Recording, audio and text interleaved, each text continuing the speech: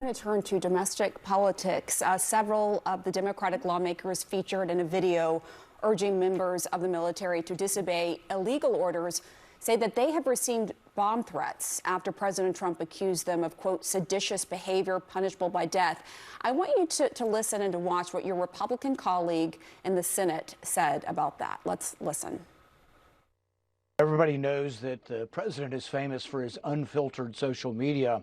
But if you take at face value the idea that calling your opponents traitors and then specifically saying that it warrants the death penalty is reckless, inappropriate, irresponsible.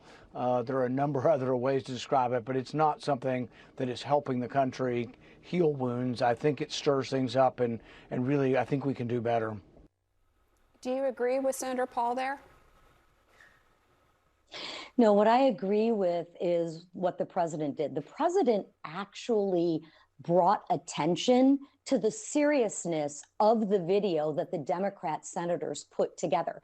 Think of what the Democrat senators are doing, telling rank and file military members that they can obey unlawful orders. You don't need to follow your commander in chief, right? That is extremely dangerous, not only for the members, but also for national security.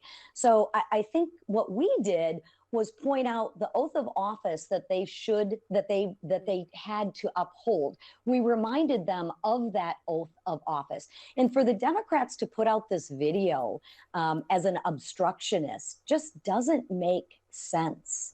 That is not what is supposed to happen. Go ahead. No. I understand you disagree with what the Democratic lawmakers said in that video, telling troops to disobey illegal orders. It stems from the Nuremberg's defense. So I understand you have questions about that, right?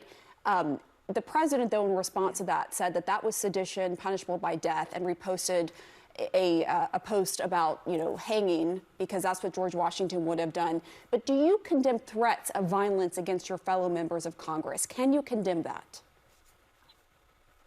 The threat, there should never be threats of violence, period, by anybody, by either side, right? That's why we live in America, right? Because we don't have to deal with issues like that. Threats of violence are never acceptable. Period. End of conversation. I think what the president was doing, though, was reminding you of the oath that you did take, and there are consequences. So you can have freedom of speech, but freedom of speech does not mean freedom from consequences.